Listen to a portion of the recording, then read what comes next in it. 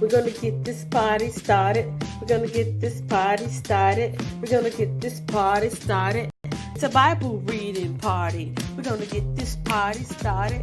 We're gonna get this party started. We're gonna get this party started. It's a Bible reading party. Hey, oh, hey, oh, hey, oh, hey, oh. We're gonna get this party started.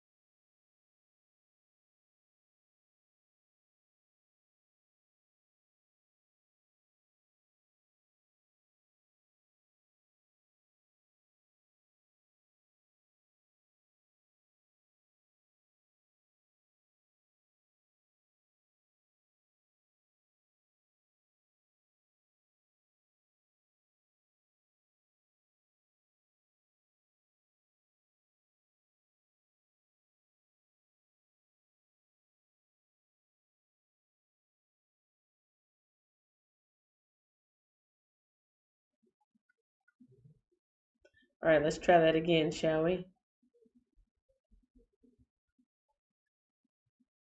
So I'm still having technical difficulties this week. It looks like things are really choppy. It's out of my control. There's nothing I can do about it. I've got an Ethernet cord set up, and uh, which means I've got basically like a landline for your phone, but I got a landline connected to my computer. I got an Ethernet, so it should be a really strong connection. However, I'm looking at my phone and it looks so choppy. So I may or may not use this live version, or I may use a recorded version because right now I'm recording at the same time that I am live streaming, just so that somebody after the fact watching the replay can have that option to watch a nice, clear, non-buffered video. The time is now 7:06 a.m. Texas time. It is 7:06 in Fort Worth right now. It is Saturday morning, just got off of work.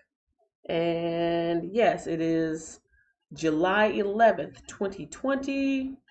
If you're in the States, or maybe it might be worldwide too, but if you're in the States, you just might be able to get a free Slurpee today on 7-Eleven. Yeah, it's something they do. I don't watch TV anymore, and I rarely listen to the radio, but I do know that in the past, that's something that they like to promote. On 7-Eleven, you can go and get, on 7-Eleven of any given year, you can go and get a free small Slurpee.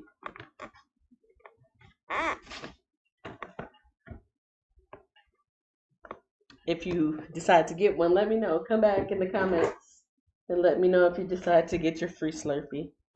All right, it is Friday morning, and it is the end, almost the end of week 28 of me reading the Bible.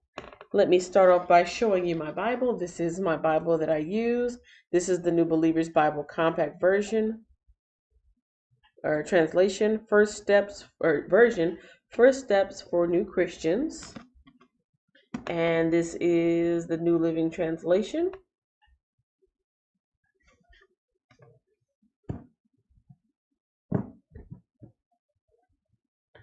I do use my Bible dictionary from time to time.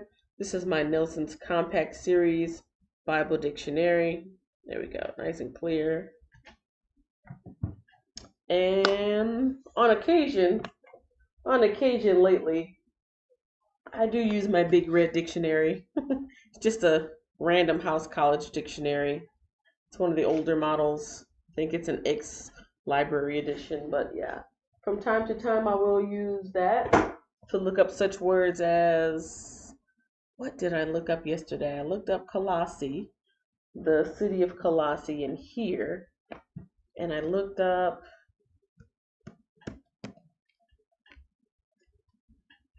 I don't remember. But in either case, from time to time, if I'm not able to see a word in here, I will go to my other dictionary. I can't remember what I was looking up. Preparation. No, it begins with the letter S. Solitude. Well, let's see. Let's jump into the dictionary. Let's jump into the word, and maybe it'll jog my memory.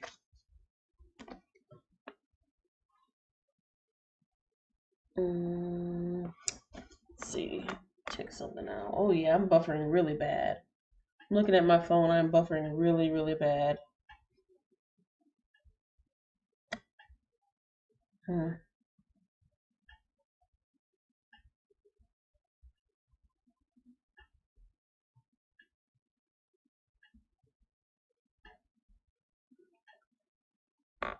Well, it's a good thing I'm recording this.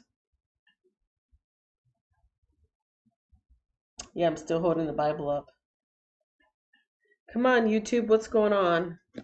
All right, so we are in week 28. Yesterday, I read through the book of Colossians and the New Testament.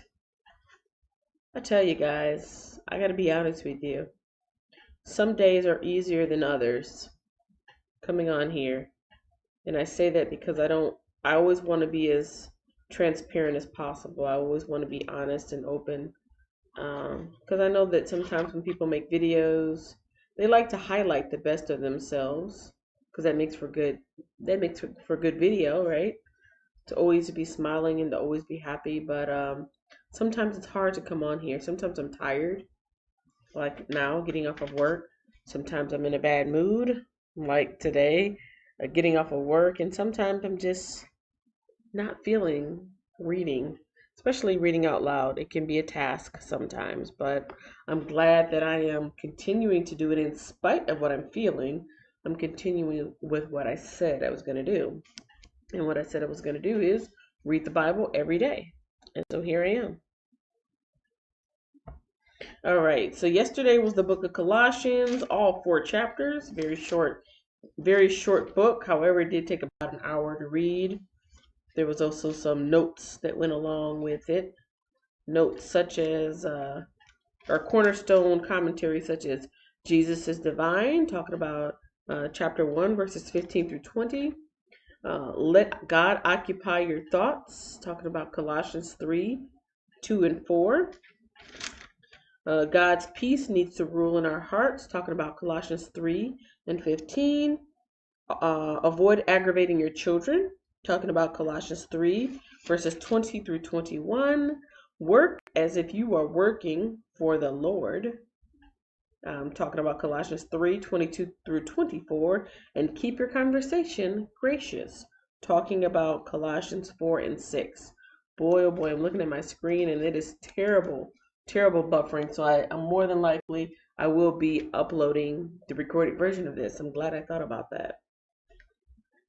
All right. According to my study guide, which I'm going to share with you right now.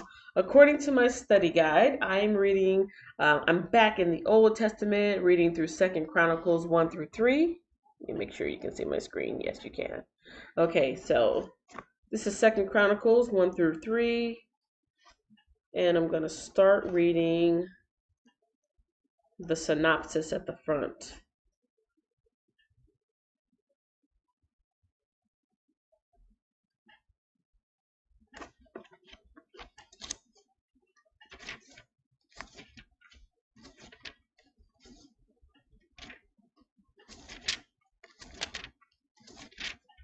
Oh, before I start reading the synopsis, let me read what's on the page here.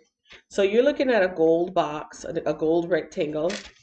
On the screen, the left side says read, the right side says checkpoints, and we're on Saturday. Today is Saturday morning, and so right at the bottom there, you will see 2 Chronicles 1 through 3. That's what I'm going to be reading today. And on the right side, it says checkpoints, and the checkpoints for today are, well, not necessarily for today, the checkpoints for this week are an angel's drawn sword, the hope of glory, handwritten by Paul, the veil, cymbals, harps, and trumpets. And this channel, Boulevard 40, is brought to you by my very own website. It's called The Bible in 1 Year, as I am challenging myself to read the Bible in 1 year. And yes, I've been working on this little by little. Every week I'm trying to put something new on here. And so the purpose of this is to encourage other people to read the Bible in hopes that they become engaged while reading it and find ways to apply it to their life by asking some questions. There's some questions here on the home page. There is a little piece here that will lead you to a sister site that I'm working on as far as me covering my head this year as I'm exploring that. There is a place on here where you can get a Bible or give a Bible if you are feeling generous and you would like to donate to this particular organization that's on here. As soon as it pops up, you can donate a Bible to those in need. This organization gives out free Bibles to people, or there's an affiliate link on here where you can actually purchase a Bible for yourself or as a gift to someone else. Ooh, lots of lag today. Okay, it says Google Chrome is not responding. Okay, so I'm just going to keep talking about the website since it's not loading.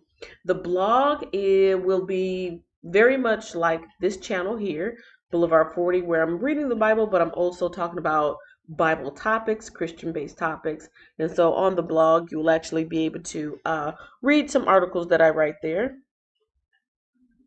And then the resources page is where we'll be putting valuable information to help people read the Bible on their own. Not necessarily in a year if that's not something you want to do, but if you want to read it in a year, there's different study guides and plans and just some breakdowns. So here's the page that was taking quite a while to load. We've got Give a Bible, and that link will lead you to biblesfortheworld.org. I have no affiliation with them. I found them. I thought they were worthy of being on this site, and so I put their link on here. And then this one is the affiliate link. Get a Bible. If you go through that link, if you're looking for a Bible anyways to purchase for yourself or someone else, through no extra cost to you, I will get a small commission if you choose to buy a Bible through there. Also, I talked about the blog already. I'll let you guys go ahead and check out the blog, but I did want to show this resource page that I'm adding to weekly. With the little bit of time that I've got, I'm trying to make sure that I build it up to make it a helpful site for anyone wanting to read the Bible in 1 year. I got a breakdown of mental preparations because you do need to be mentally prepared if you're going to read the entire Bible through. Need to work on your environment, where you're going to be studying. There's different study plan types that is recently added. There's tons of Bible study guides, but there's basically 4 types: sequential, historical, or chronological, selected readings. Sometimes those are considered devotionals. And then there's complementary. So I'll let you go ahead and read that on your own. And let's see. And this is a very short list of some Bible reading guides. And each of these bullet points are links. Got some extra media here and information that I'm hoping you'll find it helpful. Okay, since this is taking quite a bit of time to load, I'm just going to get back to where I'm at here. Yeah, technology, I wish I had more control over, but sometimes there's seems like whatever lag is making me buffer so much is making the pages load quite slowly. Hopefully you guys can hear me. Let me turn up my phone really quick and see.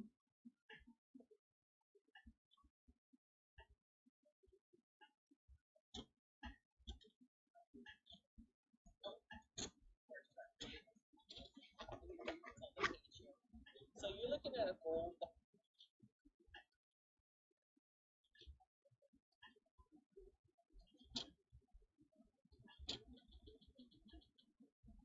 Wow, that's a lot of lag. Yeah, it's a good thing I decided to record today because there's so much lag. It's probably about 5 to 10 minutes behind right now. All right, this is Second Chronicles. The author is Ezra. The date written is 430 BC. The genre is narrative. The emphasis is Second Chronicles. In Second Chronicles is on the southern kingdom, Judah, and on David's descendants.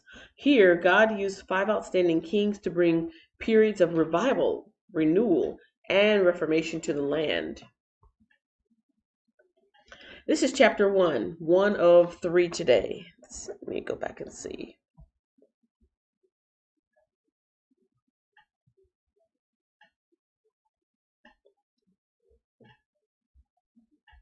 Oh no, my Kindle doesn't want to load. Okay, yeah. 1 through 3 I'm reading today.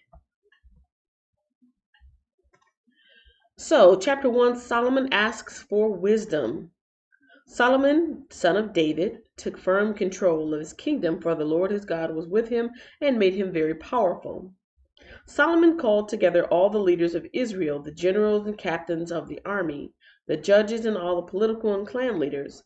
Then he led the entire assembly to the place of worship in Gibeon, for God's tabernacle was located there. This was the tabernacle that Moses, the Lord's servant, had made in the wilderness. David had already moved the ark of God from Kiriath Jearim to the tent he had prepared for it in Jerusalem. But the bronze altar made by Bezalel, son of Uri, and grandson of Hur, was there at Gibeon in front of the tabernacle of the Lord. So Solomon and the people gathered in front of it to consult the Lord. There in front of the tabernacle, Solomon went up to the bronze altar in the Lord's presence and sacrificed 1,000 burnt offerings on it. That night, God appeared to Solomon and said, "What do you want? Ask, and I will give it to you." Solomon replied to God, "You showed faithful love to David, my father, and now you have made me king in his place. O Lord God, please continue to keep your promise to David, my father, for you have made me king over people as numerous as the dust of the earth. Give me wisdom and knowledge to lead them properly, for who could possibly govern this great people of yours?" Verse 11, God said to Solomon, "Because your greatest desire is to help your people, and you did not ask for wealth, riches, fame, or even the death of your enemies for a long life, but rather you asked for wisdom and knowledge to properly govern my people, I will certainly give you the wisdom and knowledge you requested. But I will also give you wealth, riches, and fame, such as no other king has had before you or will ever have in the future." Then Solomon returned to Jerusalem from the tabernacle at the place of worship in Gibeon, and he reigned over Israel. Solomon built up a huge force of chariots and horses. He had 1,400 chariots and 12,000 horses. He stationed some of them in the chariot cities, and some near him in Jerusalem.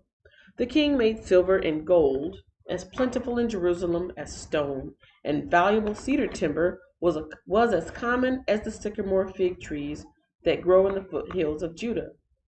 Solomon's horses were imported from Egypt and from Cilicia. The king's traders acquired them from Cilicia at the standard price. At that time, chariots from Egypt could be purchased for 600 pieces of silver, and horses for 150 pieces of silver. They were then exported to the kings of the Hittites and the kings of Aram. That is chapter 1.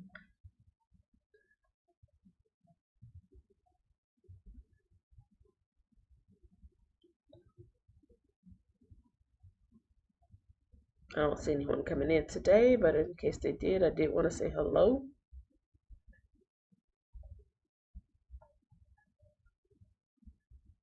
All right.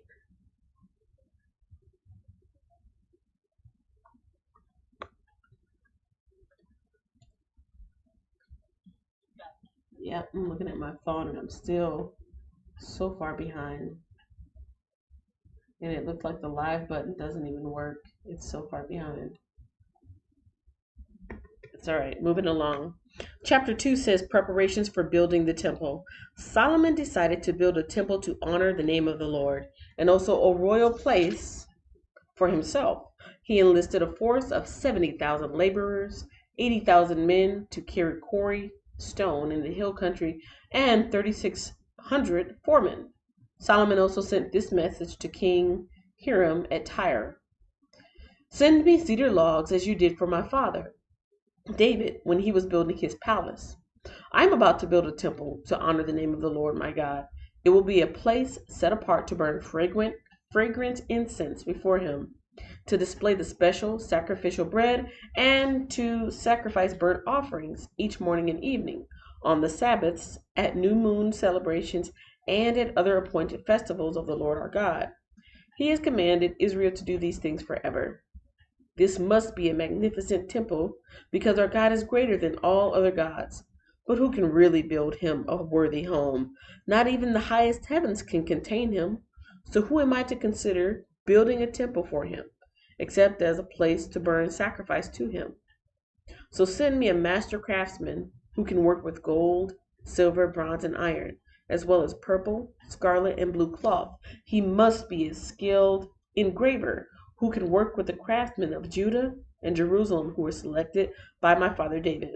Also, send me cedar, cypress, and red sandalwood logs from Lebanon, for I know what your men are without equal at cutting timber in Lebanon.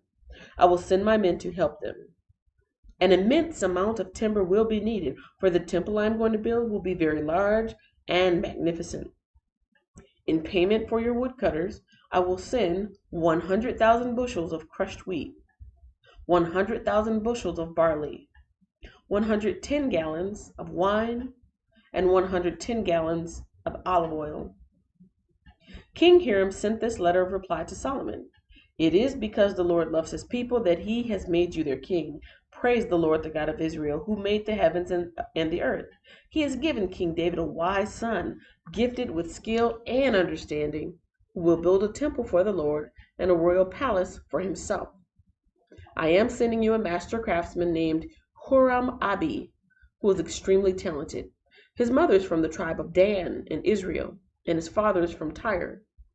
He is skillful at making things from gold, silver, bronze, and iron, and he also works with stone and wood. He can work with purple, blue, and scarlet cloth and fine linen. He is also an engraver and can follow any design given to him. He will work with your craftsmen and those appointed by my lord David, your father. Send along the wheat, barley, olive oil, and wine that my lord has mentioned. We will cut whatever timber you need from the Lebanon mountains and will float the logs in rafts down the coast of the Mediterranean Sea to Joppa. From there, you can transport the logs up to Jerusalem. Solomon took a census of all foreigners in the land of Israel, like the census his father had taken, and he counted 153,600. He assigned 70,000 of them as common laborers, 80,000 of quarry workers in the hill country, and 3,600 as foremen. And that is chapter 2 of Second Chronicles. Now I will read chapter 3, which is about Solomon building the temple. So Solomon began to build the temple of the Lord in Jerusalem on Mount Moriah, where the Lord had appeared to David his father. The temple was built on the threshing floor of Araunah, the Jebusite, the site that David had selected. The construction began in mid-spring during the 4th year of Solomon's reign. These are the dimensions Solomon used for the foundation of the temple of God, using the old standard measurement. It was 90 feet long and 30 feet wide. The entry room at the front of the temple was 30 feet wide, running across the entire width of the temple, and 30 feet high. He overlaid the inside with pure gold. He paneled the main room of the temple with cypress wood, overlaid it with fine gold, and decorated it with carvings of palm trees and chains.